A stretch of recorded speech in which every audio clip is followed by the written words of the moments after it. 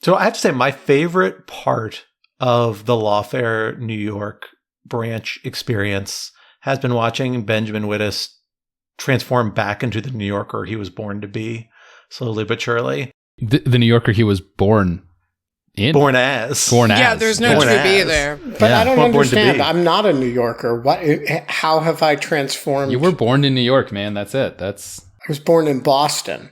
Oh, you were? I didn't know that. But I grew up in New York until I was 13, whereupon I moved to Washington and found my true home in the swamp.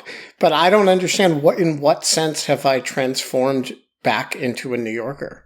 Just your general bad-naturedness. Yeah, you keep talking about the water, how good it makes the pizza. You're kind of a jerk. it's kind of. I will say, I have been in New York for the last few days, although I'm now back in DC. I had some pizza while I was there. It was great. DC can't do good pizza. That is the most slanderous pizza lie I've ever heard. DC has very pizza good pizza. Is extremely mediocre, Scott. There's extremely good pizza. Scott, you're outnumbered. That's totally wrong. Look, not just how I make pizza. Every city has, like every reasonable city has like one or two places that make good pizza. That's not the point. It's just like your average slice of DC pizza is disgusting. Yes. This is such a dumb tangent. I'm not even going to engage on it. This is ridiculous.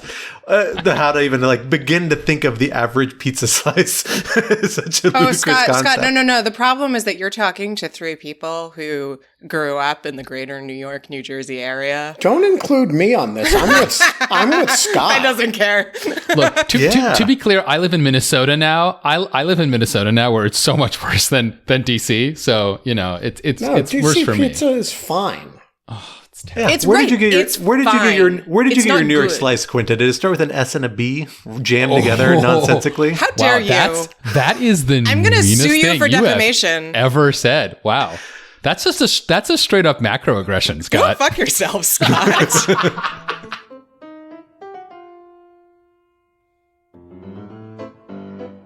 Hello, everyone, and welcome back to Rational Security. I am one of your regular co-hosts, Scott R. Anderson, thrilled to be back in the virtual studio with my two other regular co-hosts, Quinta Jurasek. Hello. And Alan Rosenstein.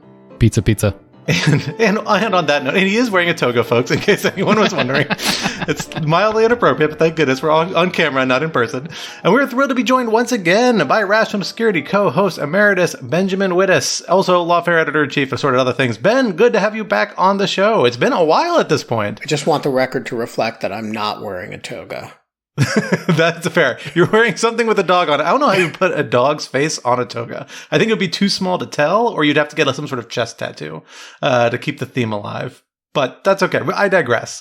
Because we're happy to have you back on the show. It has been a while because you have been a roving reporter these last few weeks, spending lots of time up in New York attending, I think, just about every day of the New York trial of former President Trump. Is that right? I have not missed a day. I've missed half a day once when I had to go to Boston and give a speech, but I've been there the whole time. An impressive feat, and we are excited to hear from you, as well as from Quinta, who's also been up there the last few days, for one of our topics, because it has been, as always, a big national security news story week, and we have a lot to talk about in what we are calling the Closing the Clubhouse edition of Rational Security. Because our first topic is, you don't have to go home, but you can't stay here. That's the message we'll soon be going out to those Lawfare team members that have been camping out in our temporary Manhattan studio, as after weeks of proceedings, it is officially closing time for former President Donald Trump's criminal prosecution in New York. How has the trial proceeded, and what have we learned up to this point before the verdict comes in? Topic 2, spinning the wheels of justice. The prosecutor for the International Criminal Court has made a landmark request for arrest warrants targeting Hamas's three most senior officials, as well as Israeli Prime Minister Benjamin Netanyahu and Defense Minister Yoav Gallant, on the grounds that they have committed war crimes and crimes against humanity. Is this a step towards justice or towards an end to the conflict in Gaza? Topic 3, take a hike. Frederick Hayek, that is. That's good. That was pretty good. Thank you. That's good. I'm pretty proud of that one. I think like 3 of our listeners will laugh, but they will. Good. But they will.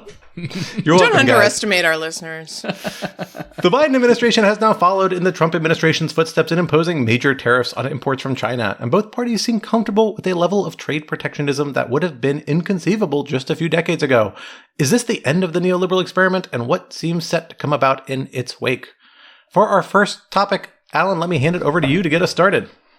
So as Scott mentioned, the New York trial of former and perhaps soon-to-be re-president Donald Trump for falsifying business records is almost at a close. The defense rested its case this week without having Trump testify, even though he had claimed for weeks that he definitely, absolutely would. And no one saw that coming, that he chickened out at the last moment. Trial is going to restart next week with closing arguments, and then the jury will be instructed. And then we might get a verdict as soon as next week, or it might be the week after. So, Ben, before we get into sort of the details of what we heard over the last few weeks and the really interesting testimony from colorful characters like David Pecker and Stormy Daniels, and of course, the star of the show, Michael Cohen, I'm just curious for what your reaction has been, right? And you should take this sort of however you want, but you have been following this trial really closely. You've been in the courtroom a lot. This may well be the only trial of Donald Trump that occurs before the election. And so, both sort of as a very specific trial with specific facts and specific legal issues, but then also as what might be kind of a defining moment in American political history. We'll have to see, obviously, in a few years. I'm just curious, what your reflections are as sort of a longtime legal journalist and getting back to your roots as a legal journalist.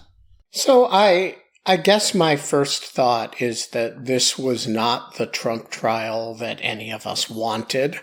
It is not the Trump trial that, satisfies our sense of what is offensive and dangerous about Donald Trump. It's not the trial that any of us asked for, but it is completely the trial that we as a society have earned and deserve. And, this is, at the end of the day, this is a story, and he is a story about incomparable and bottomless sleaze. And this is a story that encapsulates that in a way that the January 6th case certainly does not, and the Georgia case certainly does not, and the Mar-a-Lago documents case does not. This is a story that goes back to the earliest days of his campaign in 2016, wherein essentially the first order of business when he becomes a candidate is to nail down a deal with the National Enquirer to that great Pulitzer-winning institution to run flattering stories about him, dig dirt on his enemies, and most important, to catch and kill negative stories about himself. It involves a group of the most aggressively grimy people I have ever run across, from the aptly named David Pecker, who runs the National Enquirer, or ran, to this apparently well-mannered lawyer, Keith Davidson, who gives his direct examination and seems like a reasonable attorney. And then over the course of about 40 minutes in cross-examination, you find out is actually responsible for every single celebrity sex tape you've ever heard of, and a great deal of celebrity sex tapes that you've never heard of. I learned about new celebrities that I'd never heard of because they had sex tapes that Keith Davidson had been responsible for bringing to the public. And this is, a group of people and an ambience in which Donald Trump was perfectly comfortable operating. And this culture of tabloid sleaze kind of overtook the presidency. And so I think that's the larger lesson of this story. And of course, it has elements of sexual misconduct. It has elements of just the way people with power buy impunity for their conduct. It has a lot of elements of other things. It has significant elements of election interference, significant elements of criminality. But to me, the overpowering message of it is just how unrelentingly gross this, and sort of unashamedly gross, this group of people is. And I have to say, I have found it mesmerizing, but kind of mesmerizing in the way that you find like watching Taxi Driver, the scenes of Times Square in the 70s, mesmerizing. So yeah, that's my big picture reaction to it. Good. Is this all the New York of your youth, Ben? Taxi Driver in the 70s? And the Trump trial? I mean, I have never had a window onto the Trump trial in that culture. I do, whenever I see Taxi Driver, that's a very powerful memory of being 7, 8 years old and what Times Square looked like back then. Yeah, absolutely. So it's like a long extended rerun of The Deuce. It is striking. So I will say, I was up in New York for the last 2 days. So that's Monday and Tuesday of this week, having followed along via the excellent tweets from our own Tyler McBrien and Anna Bauer previously. And I will say that I have been struck by how much this actually ties into past Trump scandals with which lawfare readers are well acquainted. So I think I may be particularly drawn to this because I got to see the testimony of yet another just genuinely sleazy weirdo lawyer, one Robert Costello, who the defense inexplicably called as a witness and who proceeded to then get in a fight with the judge and get just utterly destroyed on cross-examination by the prosecution relating to his interactions with Michael Cohen. And if the name Costello sounds familiar to you at all, it may be because he was involved in some of the shenanigans around the Hunter Biden laptop. And he also, for my purposes, shows up in the Mueller report as the guy who is basically trying to create a back channel between Trump, Rudy Giuliani, and Michael Cohen to try to keep Michael Cohen from flipping and cooperating with prosecutors after the initial search of his office and residence in New York in 2018. So there's kind of a nice little through line here. And you could see it in some of the exhibits that were put up, there are emails that Costello is sending that mention Mueller. So it's kind of, this is one aspect of the Trump expanded universe of potential criminality. So let's talk about some of the details we've seen so far. Again, there's lots of stuff to cover in the trial, but I do think it's fair to say that the centerpiece was the multi-day testimony, both on direct and then cross-examination of Michael Cohen. I actually disagree with that, but interesting. Bracket that point. Okay. Well, so let's talk about Michael Cohen first, and then we'll talk about why you think it's actually not perhaps as important as I'm making it out to be. So again, I have not been following the trial anyway like you have. I've been listening to Lawfare's wonderful coverage of it, both written and in the kind of daily and weekly podcasts about it. Did Michael Cohen do well or not from the perspective of the prosecution? Because I feel like it's kind of all over the place. You have people who are saying his testimony was absolutely, devastating for Trump versus, oh my God, he was caught out on all these lies he's made. Obviously, a lot of this tracks to your standard partisanship, but I saw even on CNN there was some concerns about whether Michael Cohen was doing a good job. So I've lost the plot a little bit on Michael Cohen. So tell me what you thought of Michael Cohen, and then tell me why you think Michael Cohen is perhaps not the alpha and omega of this trial. Yeah. So first of all, the reason there's confusion about this is that everybody imputes their reaction to him to the jury. And, it's not up to me whether Michael Cohen did a good job or whether he's believable. It's up to 12 people whom I don't know, and whose reactions to things I don't know and can't anticipate. And so rather than tell you how he did relative to jury expectations, which I genuinely don't know, what I will say is he put on the record everything the prosecution needs in order to get a conviction. He also had significant credibility problems that the defense was able to exploit to make him look, I think the technical term is like a lying sack of shit. And so the relevant question from a jury point of view is, does the jury take away from it the facts that he put on the record, or does the jury take away from it the reasons to doubt his testimony about all kinds of things, in which case, they might not take those facts that he put on the record at face value. I think that's the only way I can square the circle that you're describing. I do think his testimony was, at the end of the day, confusing. And I also think the prosecution has got to be pleased with the facts that they were able to adduce and worried that he, in fact, did arm the defense with a lot of material to work with, not just on the lying sack of shit front, but also the monetizing Trump's misfortunes front.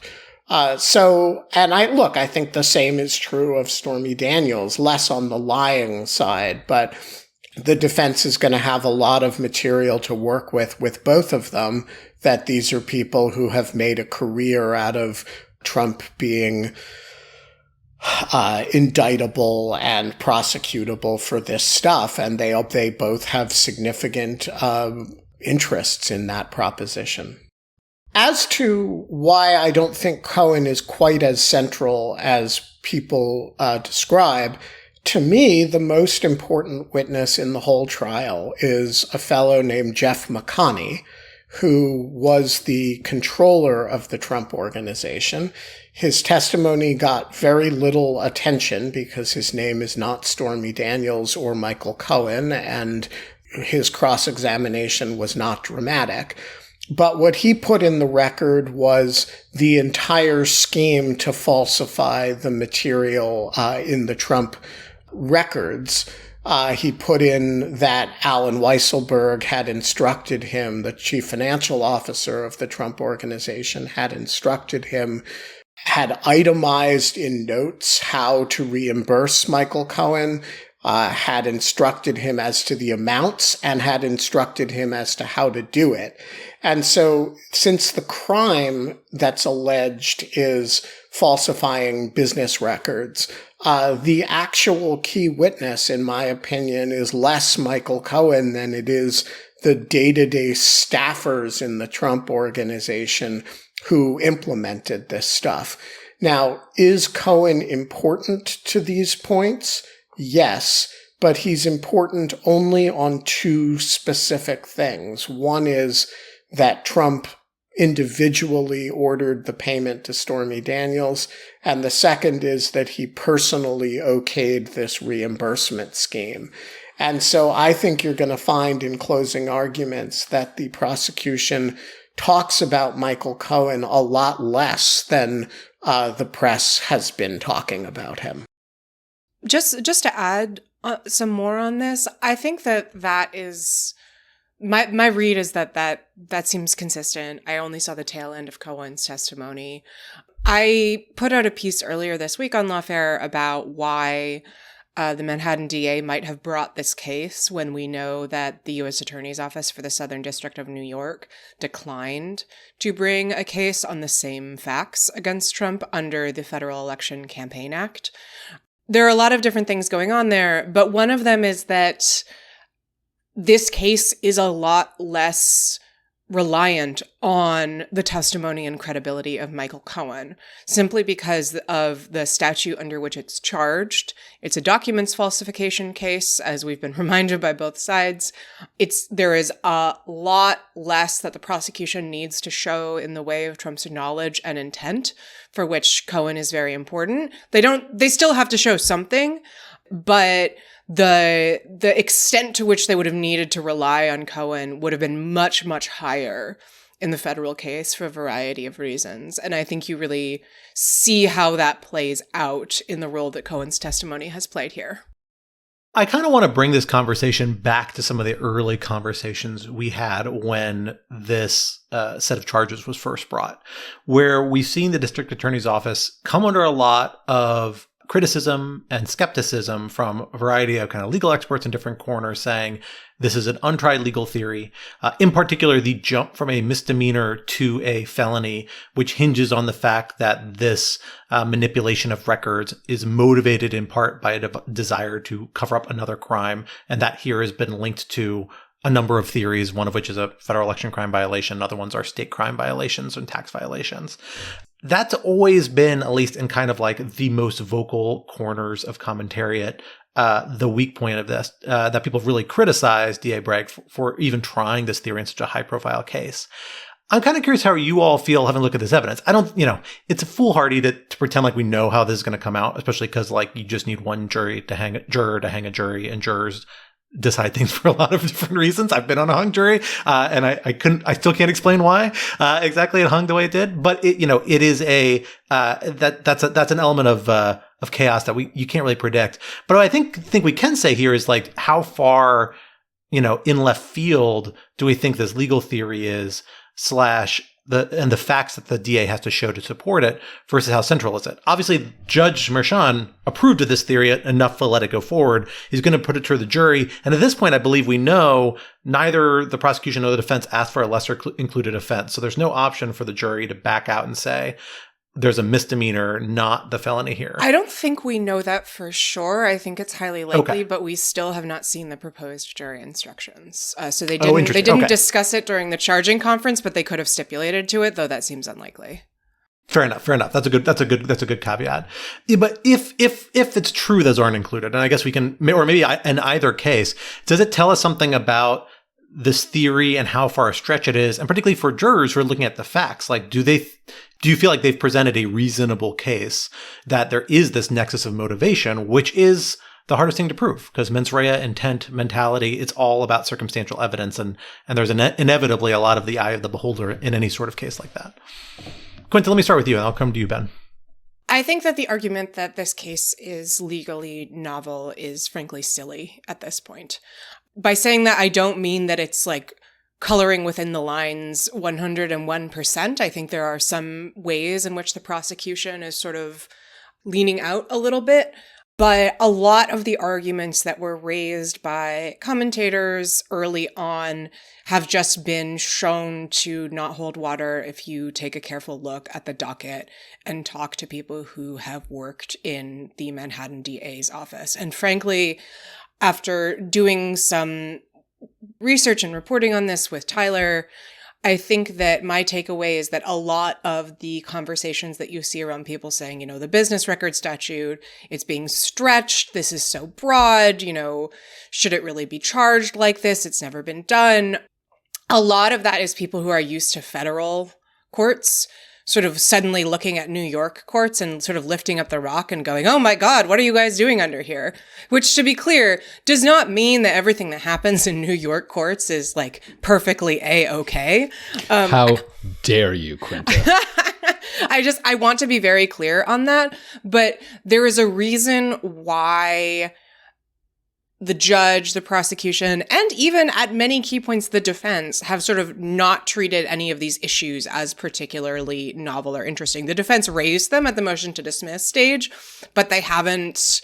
There have been plenty of things that they kind of let pass, particularly in the charging conference, that are in the category of stuff that commentators on, law Twitter had really raised hell about earlier on, and defense counsel Emile Bove seemed simply unconcerned with them. I think what that tells you is just this is a broad statute. It is really flexible. You can use it to charge a lot of different things. There was a great example from prosecutor Matthew Colangelo during the charging conference where he pointed to an example. I'm not sure whether this was first or second degree records falsification, but where someone was charged with records falsification for attaching jumper cables to the electrical box outside his house. Which prosecutors argued caused false records at the power plant. And, that's a pretty expansive example of what the statute can be used for. And so it is true that I do not know of any other examples, or at least I couldn't find them, in which the statute was linked to federal campaign finance law in this particular way.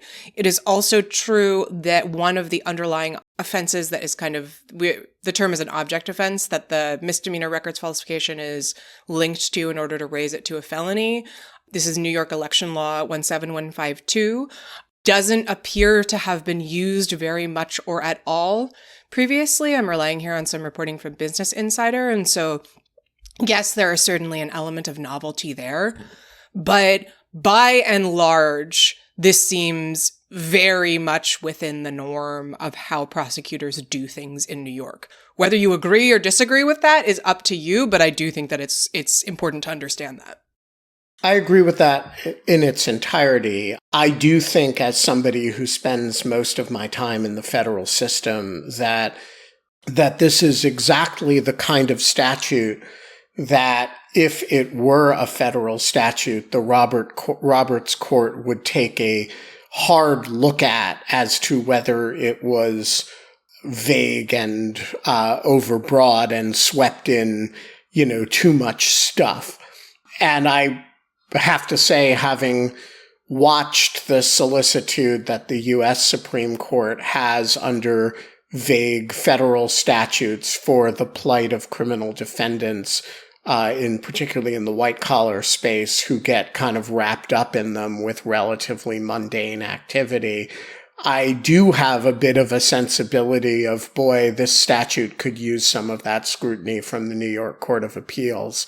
That said, I don't think the appropriate occasion for that kind of scrutiny is, when you suddenly have a high-profile defendant. I would much rather have seen that take place when the jumper cables were causing the power company to have false records.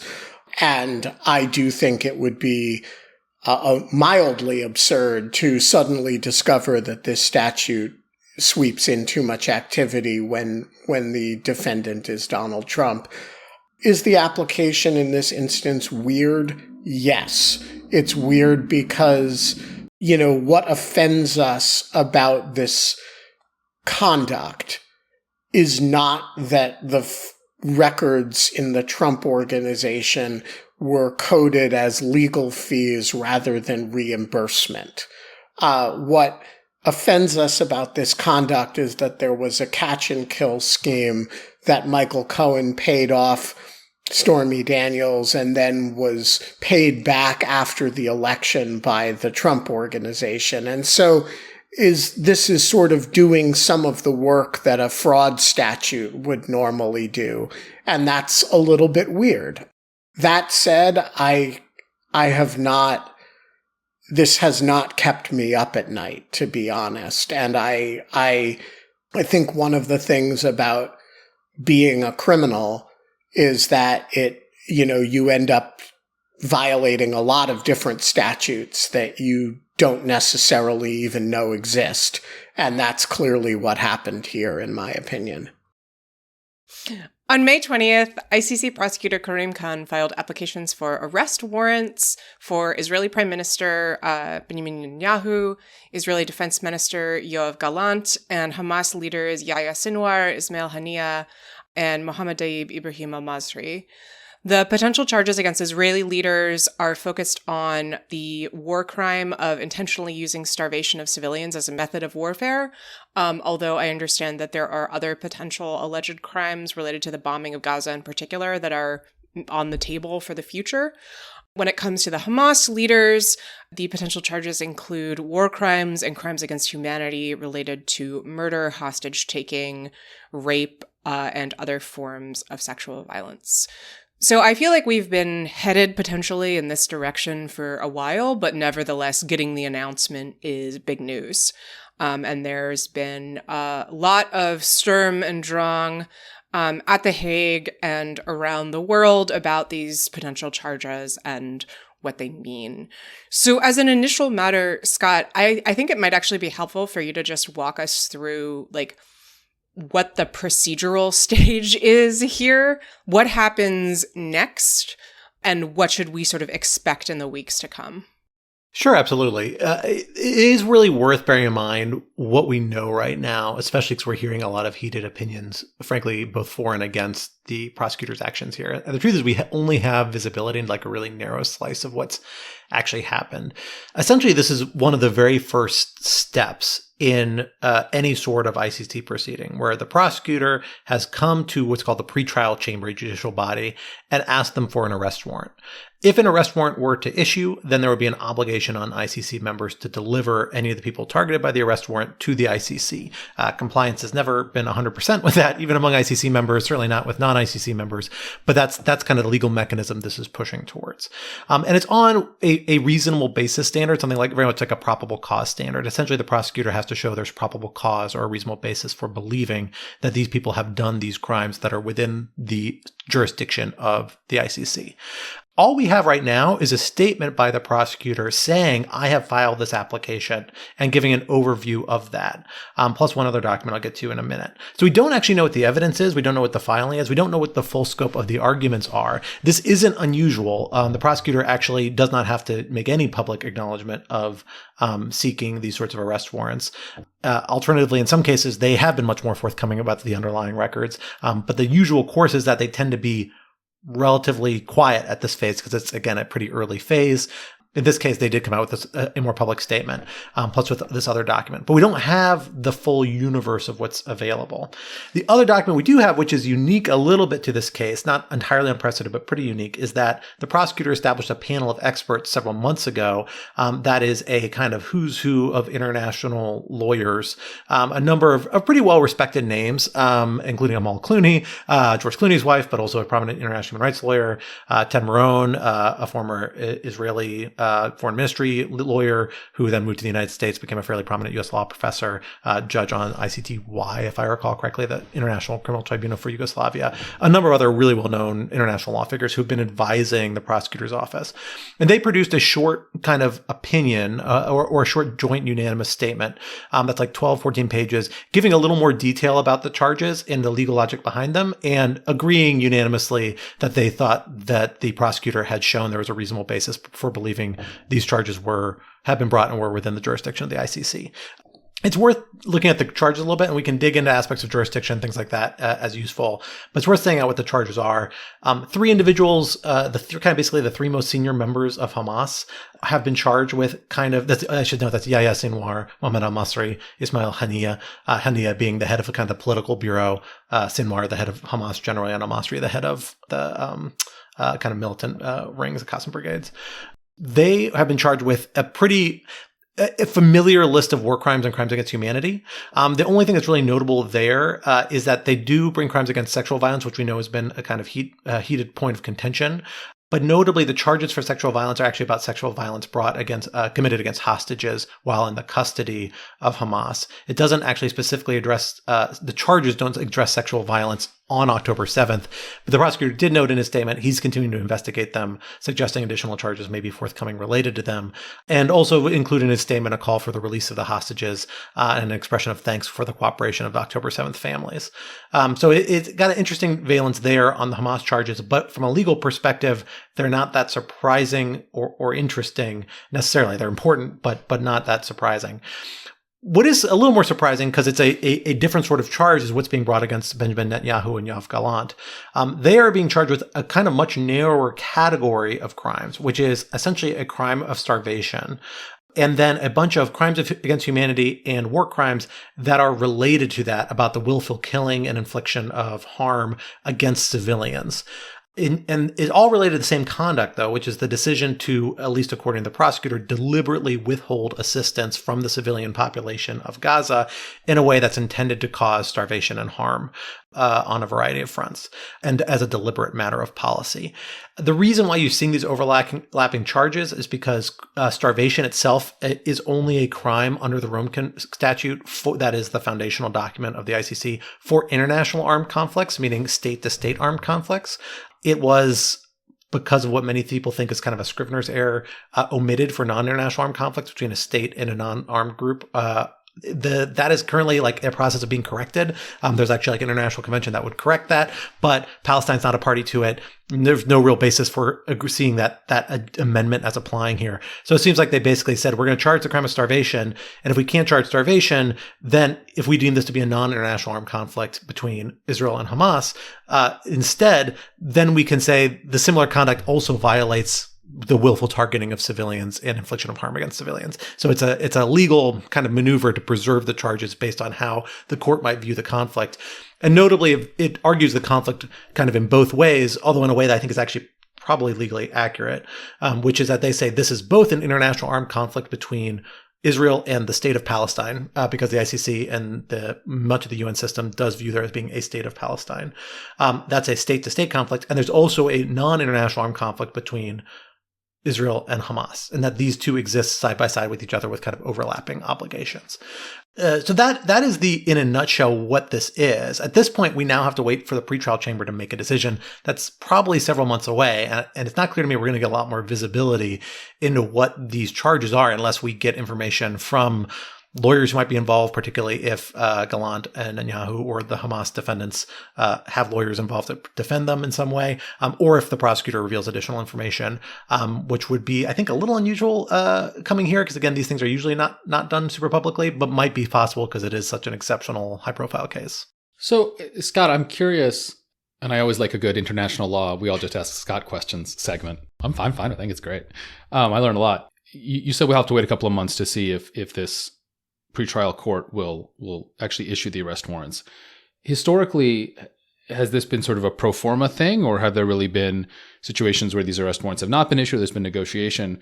And I ask both because that just by itself is important, but also, and I'm sure we'll talk about this has created quite a furor in the United States, and there is no, there's especially in international law, though certainly not exclusively so, there's no bright line between law and politics or law and foreign relations. And so does this several months long pause create space for behind the scenes negotiations whereby the war could be drawn to a close, or the war could change in some fundamental ways that would then allow the tribunal to not issue arrest warrants, in particular for the Israeli leaders, or allow the prosecutor to withdraw, saving some face? I mean, look, if there has been starvation, there's been starvation. The crime has presumably been committed. But I'm just sort of curious what your realpolitik analysis of this is. So about your question of practice, my understanding, the vast majority of these things are issued when the prosecutor moves for them. That is not that we're aware of publicly. Again, we may not be aware of many of them publicly. That's not universally true. There are a few cases, and I will point, our friends at Just Security did a very useful piece kind of going through some of their background. We also have a piece by Shemin Keitner that we just got up on Lawfare about that. So I don't think Shemin addresses this point specifically. I think this is coming from the Just Security piece, so credit to them on this. But my recollection is I believe they said there was at least one case where it wasn't initially issued, although it was issued on a subsequent application. Another case where particular charges were not issued except on appeal, or perhaps were appealed. I can't remember exactly now. But the long and short of it is most of the time the prosecutor gets these. Here we have a case where you also have this panel of experts' opinion. Again, these are not lightweight people. These are people who probably are a pretty good sampling of the views that are likely to inform or share a perspective, probably with a lot of judges who are involved with the ICC.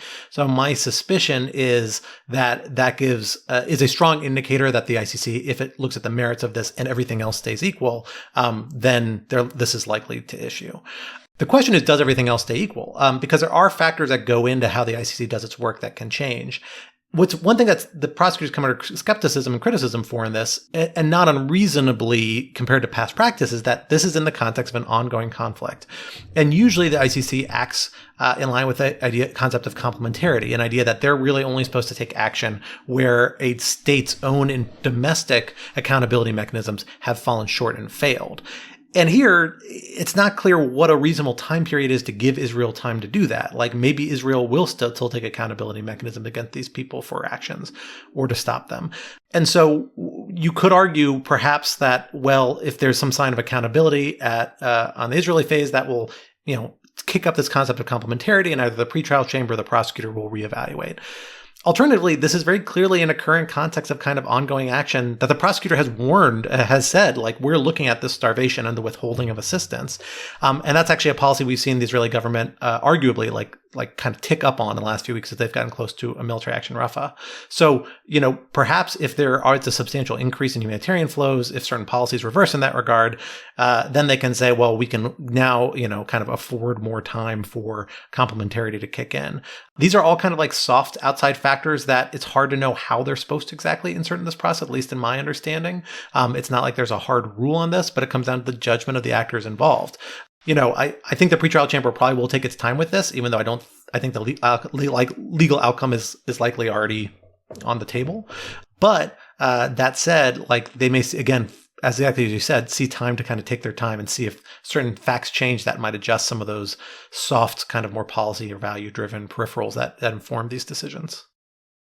All right. So I want to be the international law, international institution skeptic at the table.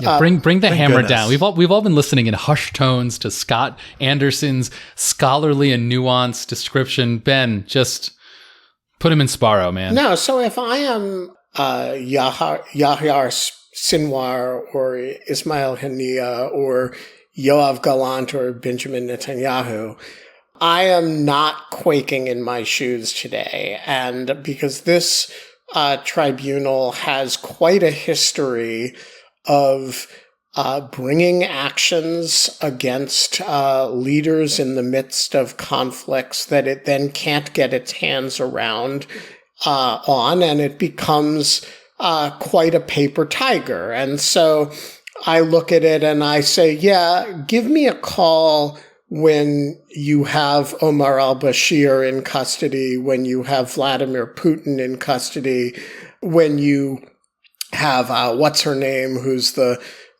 woman who has all those 20,000 Ukrainian children, and then we'll talk. In the meantime, this is political noise and nothing more. And obviously for the Israelis, it's quite embarrassing political noise because the ICC is the Israelis fashion themselves the most moral army in the world, not war criminals. But it very deeply doesn't matter. And the track record of this institution actually emphasizes how little it matters. How am I wrong?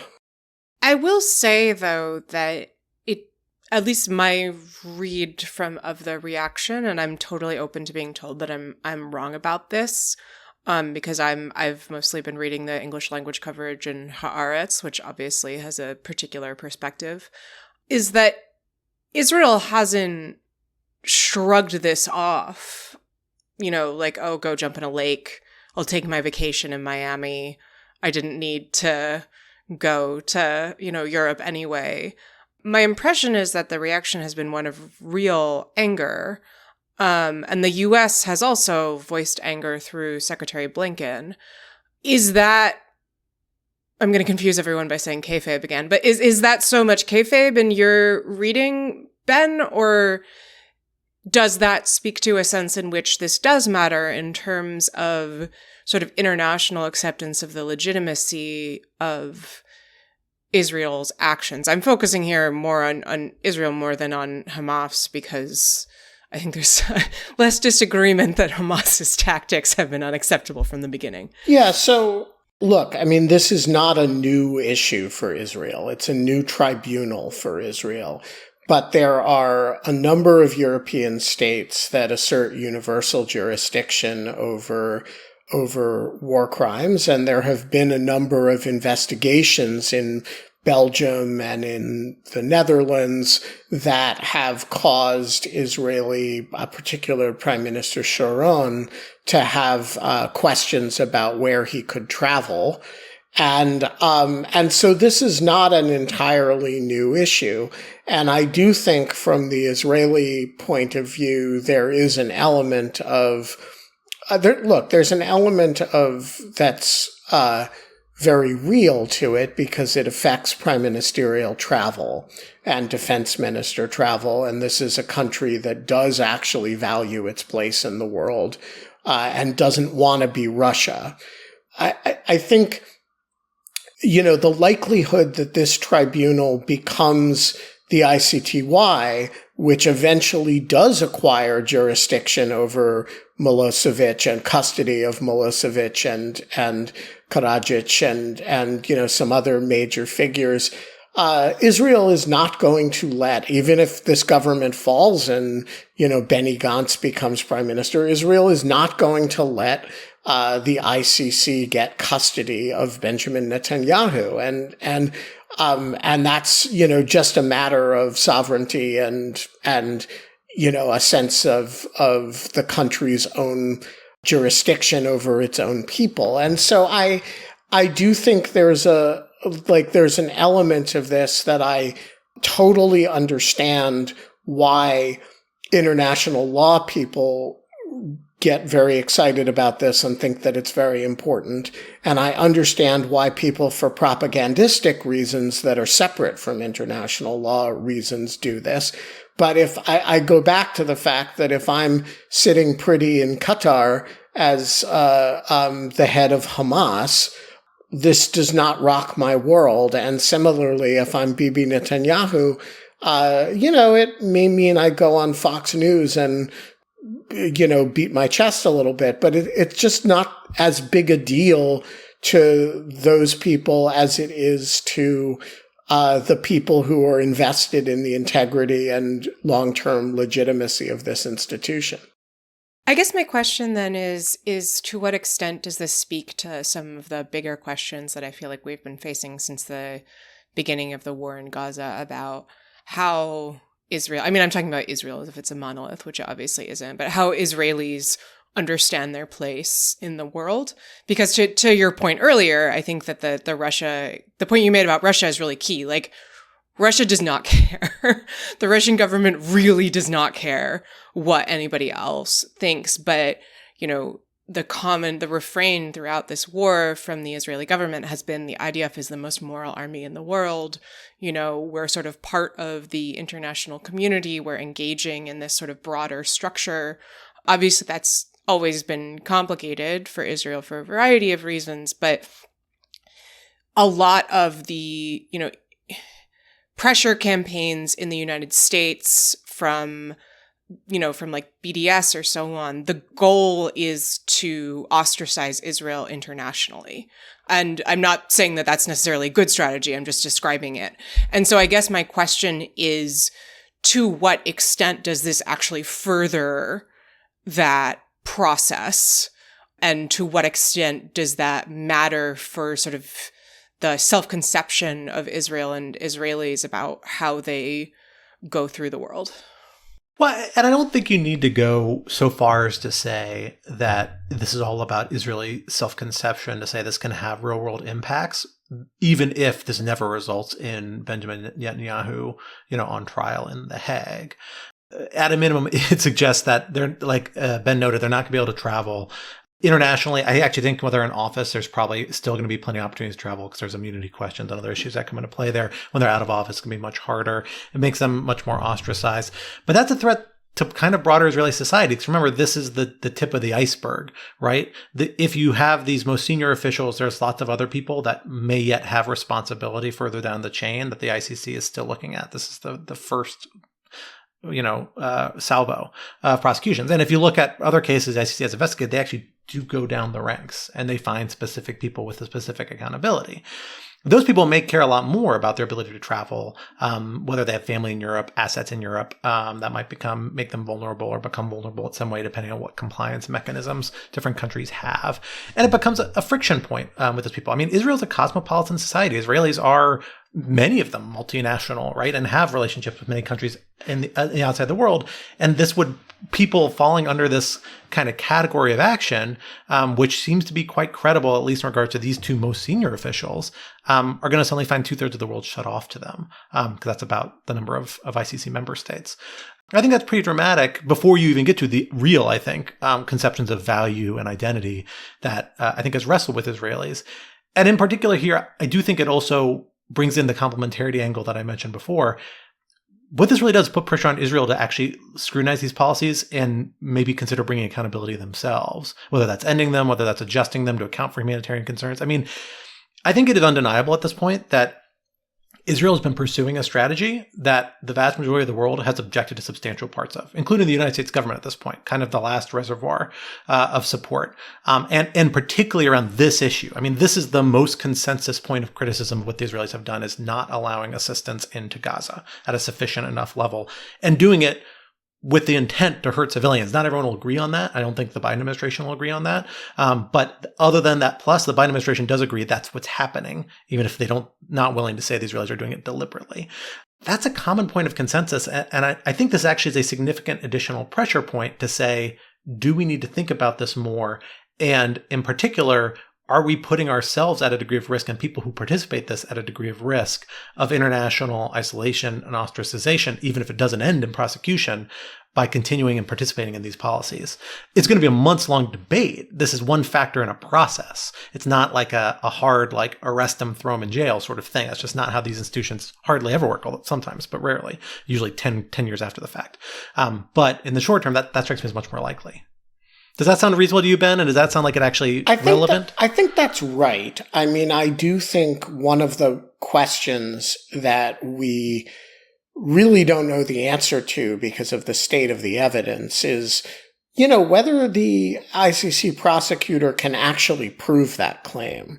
I've been sort of agnostic about whether the truth of the matter is that the starvation that has taken place is an intentional policy directed at civilians, or whether it's a collateral consequence of, difficulty getting aid through with 1,000 contributors in a complex society.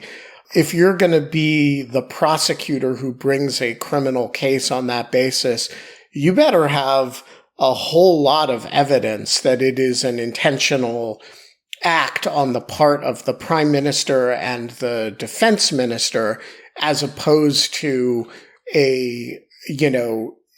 things are chaotic. Getting stuff in at Kerem Shalom is different from getting them to northern Gaza.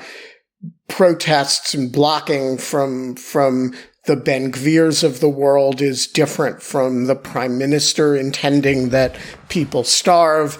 I'm not saying any of that isn't happening. I'm just saying it is really important for the institution of the ICC and its prosecutor that they not turn out to be wrong about that. Well, let us go and take our conversation now from a country who might be walled off from the world to a country that may be walling itself off from the world, at least certain corners of the world, like China, on the economic front. And that is our own country, the United States, because we have seen the Biden administration take a number of steps that I think would have been quite surprising, perhaps to Joe Biden back when he was vice president, and certainly to Joe Biden when he was a senator through much of the 90s and before, in that we have seen the Biden administration impose a set of tariffs on imports from China that are not only substantial and actually substantially exceed, at least in the areas where they're being applied, many of them, the levels of tariffs that were imposed by the Trump administration, in a manner that was pretty widely criticized by a lot of folks, including political opponents of the Trump administration and the Democratic Party, many of whom are now in the government or in Congress still representing Democrats and members of that party there, and now find themselves in the awkward position, perhaps, of defending what the Biden administration is doing that looks very similar. People have been drawing distinctions around what exactly distinguishes these tariffs from others, about the motivation behind them, the types of goods they're imposed on. It's worth noting, so far, they are primarily relating to China, and particularly strategic sectors in China. But we've seen a broader shift in the rhetoric that's come out of the Biden administration, a pretty consistent shift, frankly, since they came into office, talking about global trade, the free exchange of commerce, in much colder terms than predecessors of either party have really done, and a much more willingness to talk about needing to engage in trade that maintains domestic industries, preserves domestic values and labor standards and sort of other things like that. And in particular, trade with allies and like-minded states not necessarily on a universal basis. All of which signals a pretty big departure from the kind of neoliberal free trade rhetoric that became a bipartisan point of consensus throughout much of the 1990s into the early 2000s in rhetoric, if not always entirely in fact. Alan, let me turn to you on this, as I know you were one of the folks who raised this topic, something that's maybe worth talking about on the podcast in the first place. I'm glad you did, because I think it's interesting. I'd be curious what you make of this round of tariffs. Does it go too far for those who criticize them, saying this is simply Biden taking a play out of the Trump playbook, and we're now back in the era of protectionism, free trade is over? Is that overstating what's happening here, or is this actually representing a pretty more substantial shift than we might realize? Yeah, I mean, I think the idea of the Trump playbook is interesting. I mean, I'm not a big fan of the Trump administration, as will not be a surprise to any of our listeners. But there are two things that I think you have to give the Trump administration credit for, right? One is Operation Warp Speed, and the other is, I think, and here you can disagree, but I think it's still notable, breaking a sort of conceptual logjam regarding, some of it was about free trade. I think most of it was just about China and what the appropriate American relationship should be. Again, you can disagree with it, but there's no denying that this, unlike so many parts of the Trump administration, has survived in a very durable way and has actually become almost as much of a consensus as the opposite position was a consensus before. Whether or not these new tariffs go too far, look, I'm not an economist, and so it's hard for me to evaluate them on the sort of economic merits. I think what we can say is that it is notable that Joe Biden, who is, as of our, recording, on track to lose this election, or at least certainly not on track to win it by any convincing margin, in large part due to concerns about inflation. And again, we can debate whether those are fair or not fair, but there's no question that kind of continuing inflation is just a huge drag on Biden's electoral chances, is imposing tariffs on the world's largest manufacturer, a source of, a lot of cheap goods, in a way that will, I don't know if it will increase inflation, between now and the election, but certainly is not going to help matters. In addition, some of these tariffs, especially on electric cars, goes directly against another one of President Biden, the Biden administration's goals, which is a very good goal, which is moving America to a green economy. And a big part of that is replacing all of our internal combustion engine cars with electric cars. And there's just no question that China right now has the most impressive electric car industry, and that will likely be the case. And so, if what you were really concerned about was lowering prices for consumers and shifting America's cars to electric, you would not want to impose 100% tariffs on electric cars.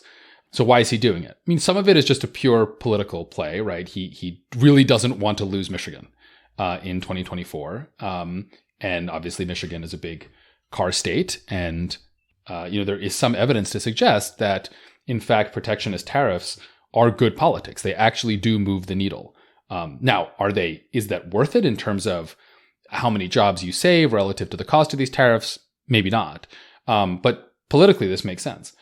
But I think beyond that, I think there is a increasing recognition, you sort of talked about this a bit when you introed the topic, Scott, that you cannot sort of put the kind of economic and consumer benefits of trade on one hand and then just sort of ignore the national security implications of that. And this has to be sort of one big part of it. And I think, you talked about whether this is kind of the end of neoliberalism. I mean, neoliberalism is such a hard term to define, but even if we just define it as just a kind of market forward orientation, right, where you sort of default to market mechanisms, I think that is honestly the best way to think of neoliberalism. It's a very deep default presumptive commitment to markets in the vast majority of life, the economy and society. No, I don't think we're moving away from neoliberalism in any kind of real sense, but kind of analogously to how thinking about competition policy has evolved over the last several decades to go from a very simplistic and sort of single-minded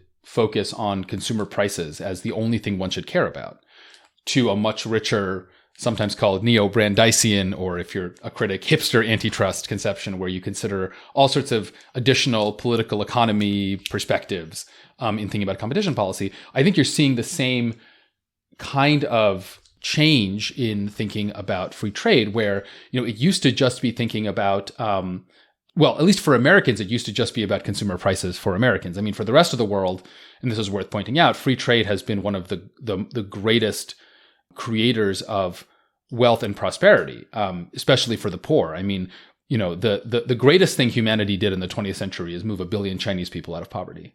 Or at least I think there's a good argument that is the most impressive thing that we did in the last 50 or 60 years, right? And a lot of that was China reforming, but a lot of that was also other countries, including the United States, letting China into the global economy. So I think what we're seeing, at least domestically, is a shift from a narrow focus on, consumer welfare for American domestic consumers and or the welfare for the poor in these developing countries, and considering a lot of other additional factors, including national security and key sectors. I in principle think that's correct. I think that makes sense. The real question is, can the government do that well? Can the government correctly identify what those key sectors are over 10, 20, 30 years? Because that's the time horizon that actually justifies these sorts of tariffs, and can identify those well. The bets that the Biden administration is making right now, electric batteries, solar, traditional stuff like steel, stuff like chip making. I mean, it seems right. Like that's probably the list I would make. But governments don't have the best track record of picking winners sectorally. And so, that's always you made your Hayek joke, right? In the introduction. I mean, that was Hayek's great insight, which is information is distributed. It's very hard to make predictions, especially about the future, which I think is a Yogi Berra line. And so you'd rather not have this kind of government intervention. But I definitely think it's to stay, because I just don't think there's a constituency, frankly, in either the Democratic or the Republican parties for a return to, NAFTA all the way style free tradeism. Without weighing in on the substance of the dispute about whether this is good or bad, because I am also not an economist, I took Econ 101. We're all economists now, Quinta. Neoliberalism is over. Economics are what we say they are. So there's a lot to unpack in what Scott just said. I actually do want to say, I think that, Alan, I don't know if this is actually incompatible with the framing that you just posed in terms of moving away from thinking about prices as sort of the key point. But I actually do think that there is a intentional effort to move away from neoliberalism, however we define it in the policy space right now. Robinson Meyer, who runs the excellent publication Heat Map, which is a climate publication and has been covering EVs as part of that, and you should all subscribe, has done a lot of really good reporting about this. I have attending conversations where people who were advising the Biden administration or were close to the administration had essentially said things along the lines of, we are trying to move away from a neoliberal economic model. This directly speaks to our trade relations around the world and our desire to, engage in industrial policy and build up America's manufacturing base. I don't think there is a fully coherent sense of what that looks like yet, or if there is, I don't have enough of a background in economics or trade policy to fully map it out. But those conversations definitely are happening, and they are happening under that banner. And I think, I don't want to get into the, what is neoliberalism? Because then we will truly just never leave this conversation. But I do think that there is for the purposes here, I think it's a movement away from the sort of Washington consensus idea that trade liberalization necessarily lifts all boats, and that there can be a sort of healthy society economically without some level of government intervention and policymaking when it comes to, supporting particular industries. And more of a commitment on the U.S. government's part to sort of shaping an economy that will allow people to live a good life. That's my, wearing my political theory hat. Again, whether that is correct, whether it will be effective, whether it will work, are all very different questions that are not necessarily the same question. And I know talking about this kind of thing makes a lot of economists run around with their hair on fire for exactly the ideas that you identify, Alan. But I do think that we've seen that just the shift which I really do think begins with Trump, is huge in the fact that the Democratic Party, or at least the Biden administration, has kind of turned around to embrace this approach. My read, for what it's worth, is that it's a kind of a post-2016 attempt to answer the question of how did we get Trump and how do we not get Trump again? You know, how can we convince people that, this democracy is working for them such that they won't turn to somebody like Trump? But the policy outcomes are, as you say, that in some ways, not all, not even most, there's a sort of a 180-degree turn on part of both the Democratic and Republican parties in terms of how they're thinking about these things. I will just say two very brief things. One is, as the last defender of neoliberalism in the United States, tariffs suck. And I may make you second to last, Ben. Just wait. Secondly, I think the real question now is not, there's two questions layered on top of one another.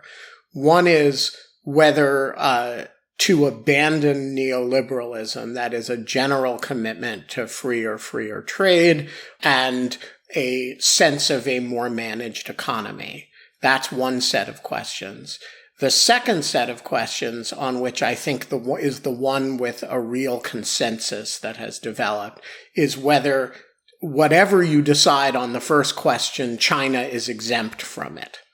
And that we cannot, as Dmitry Alperovitch, I think very elegantly puts it in his new book, we cannot take a neoliberal approach to a country that is fighting a Cold War with us.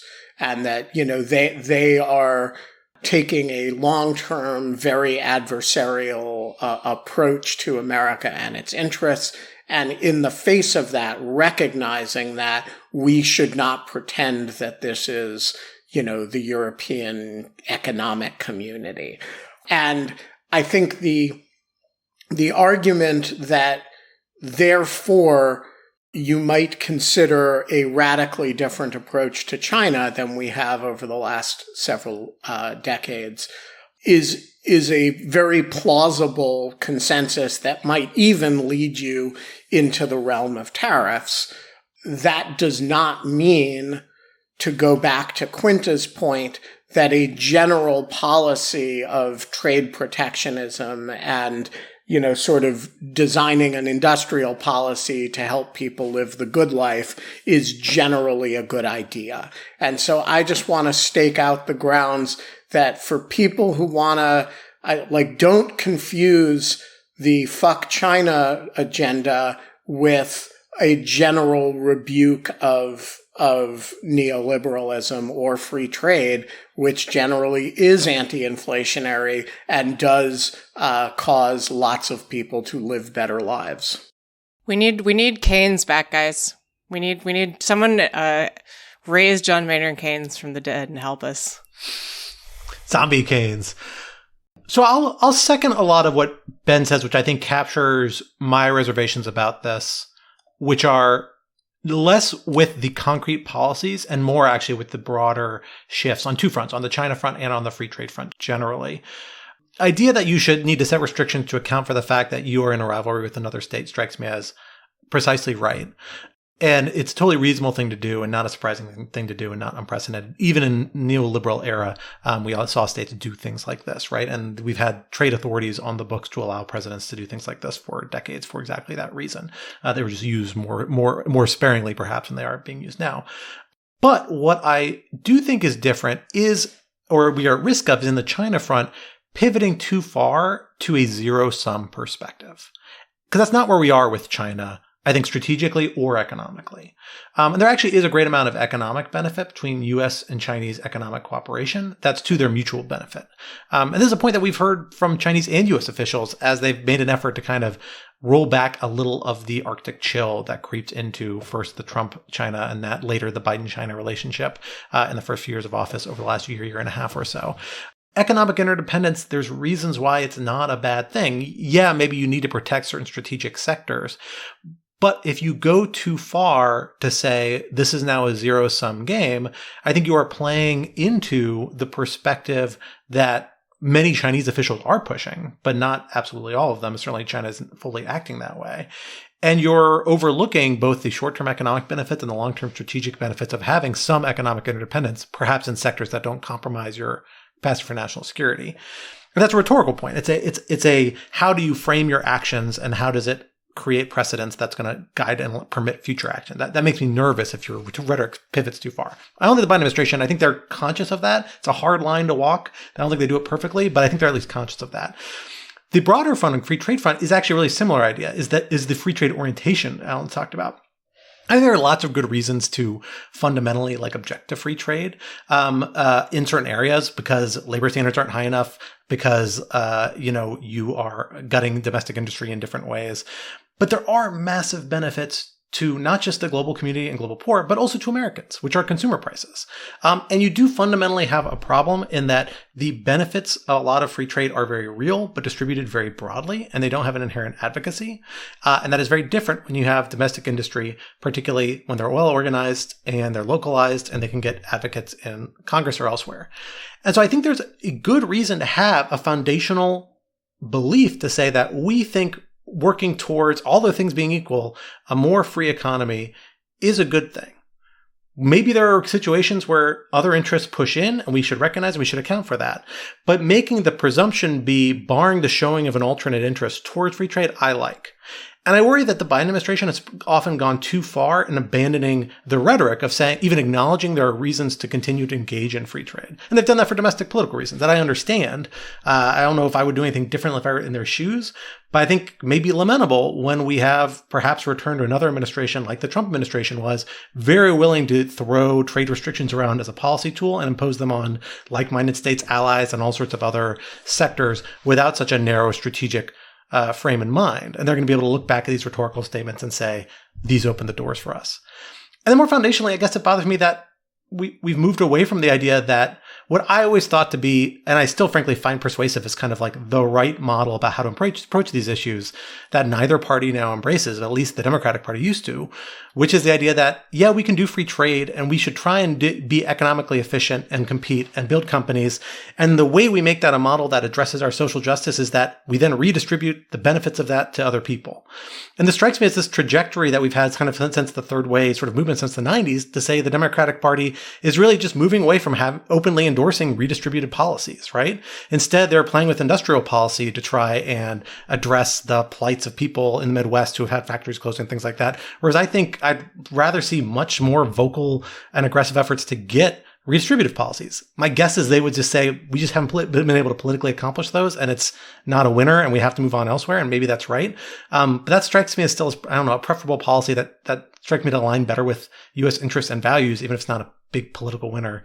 And I'm just sad to see that sort of perspective no longer really has any advocates, at least major ones in our political sphere. Well, folks, that is all the time we have together this week, but this would not be Rational Security if we did not leave you with some object lessons to ponder over in the weeks to come. Alan, what do you have for us? So I have a really beautiful piece of music. I'm a big fan of J.S. Bach. I think he's kind of the greatest composer of all time, and I really like his keyboard work. And so I've been listening to a recording it's a piano transcription of an organ piece of his, the second movement of his fourth organ sonata, performed by Vikingur Olafsson, who is an Icelandic pianist and I think recognized as one of the greatest Bach interpreters of his generation. And it's incredibly beautiful music. It's incredible. And you wouldn't think that an organ piece would translate that well to piano just because the sort of soundscapes are so different, but it's really gorgeous. And take 5 minutes, put on headphones, close your eyes, and just listen to this piece of music. It is stunning. Quinta, what do you have for us this week?